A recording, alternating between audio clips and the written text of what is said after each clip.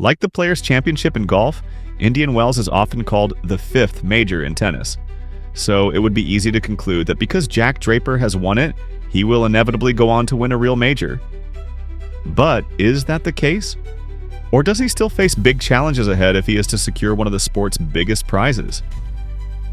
Here are 5 reasons why, having won the 5th major in tennis, Draper can go on to triumph in Melbourne, New York, or Wimbledon, even if he might struggle to win in Paris. There are obviously no guarantees, but the fact that Draper has triumphed in the California desert is probably the best indication that he is ready to challenge for and perhaps even win a Grand Slam singles title. Indian Wells is so often described as the 5th major in tennis precisely because it is probably the closest that any non-Grand Slam tournament comes to replicating the conditions and format of a Grand Slam tournament. As one of the newly expanded Masters 1000 events, Indian Wells now lasts almost as long as a Grand Slam tournament, 10 days as opposed to 14. It similarly brings together all the best players in the F at one event, and it similarly requires a sustained degree of excellence against a succession of highly ranked, or at least in-form, players to win it. What is so impressive about Draper's win at Indian Wells in 2025 is not just the fact that he won the tournament, but the roll call of opponents he beat to win it. In short, with the exception of world number 1 Jannik Sinner, who is obviously currently banned because of failing 2 drug tests last year, Draper beat all the best young players, his direct challengers, indeed exact contemporaries, at or near the top of men's tennis over the last 10 days. The full roll call of players he beat at Indian Wells? 2025 is extraordinarily impressive. Carlos Alcaraz, the 2-time defending champion and probably the best all-round player in the men's game at the moment, who he beat in the semifinal. Holger Rune, the brilliant young Dane who has claimed that he can be the third man to rival Alcaraz and Sinner at the top of the sport, who he beat in the final. Taylor Fritz, a former Indian Wells winner and runner-up at the US Open last year. Ben Shelton, this year's Australian Open semi-finalist.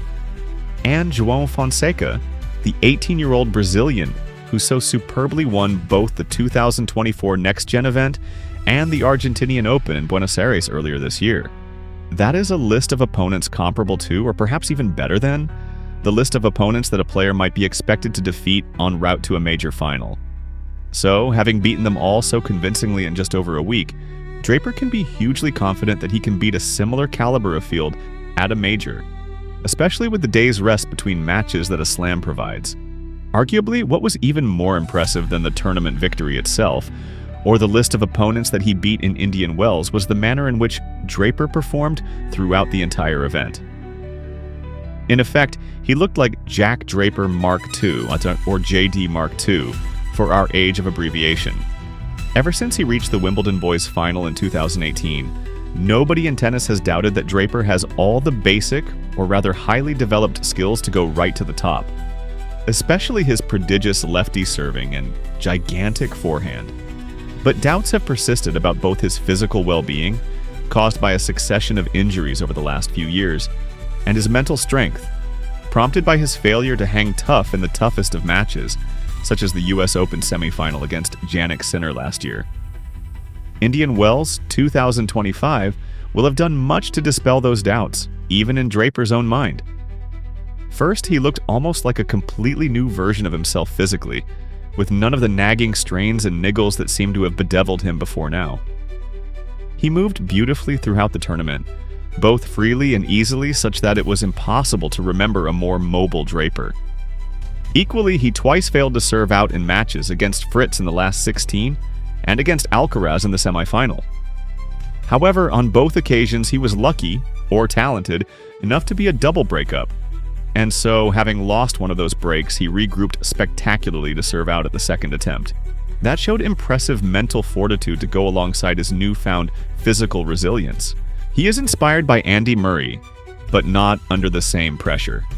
Famously, Draper attended the Wimbledon final in 2013, when Andy Murray became the first British man in 77 years to win the Wimbledon singles title.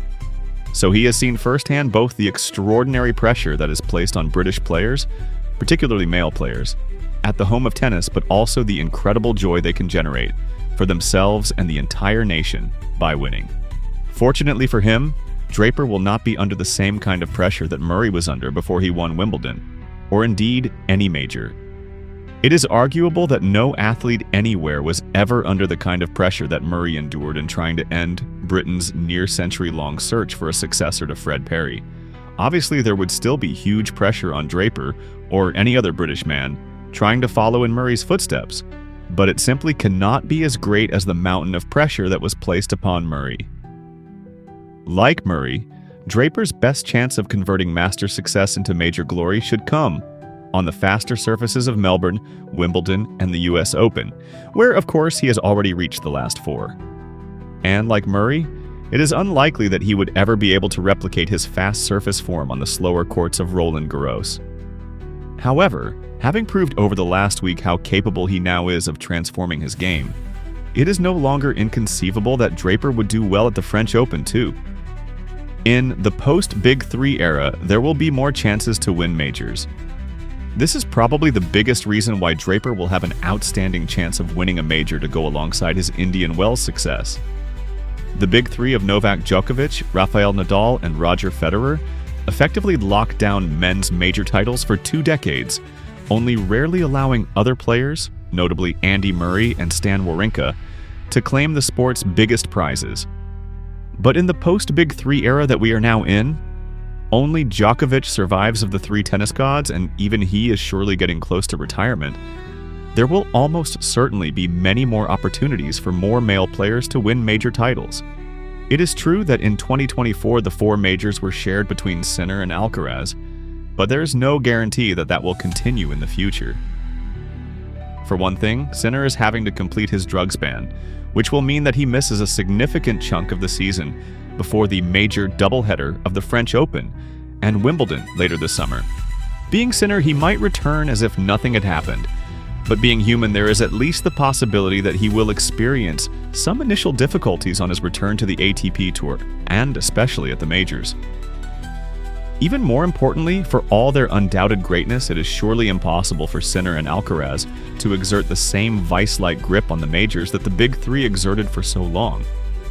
The idea that the 3 greatest male players in tennis history will immediately be followed by 2 similarly dominant individuals in Sinner and Alcaraz is unlikely, to say the least. Consequently, by virtue of the fact that he has now won the sport's unofficial 5th major, and more importantly, beaten all or almost all of his biggest rivals en route to that title, while, most importantly of all, showing that he has completely remodeled both his game and his physical and mental fitness, suggests that Jack Draper is well on course to winning a major. It may take a while, but the chances of him doing so at some point over the next few years have increased dramatically as a result of his fortnight in the Californian desert.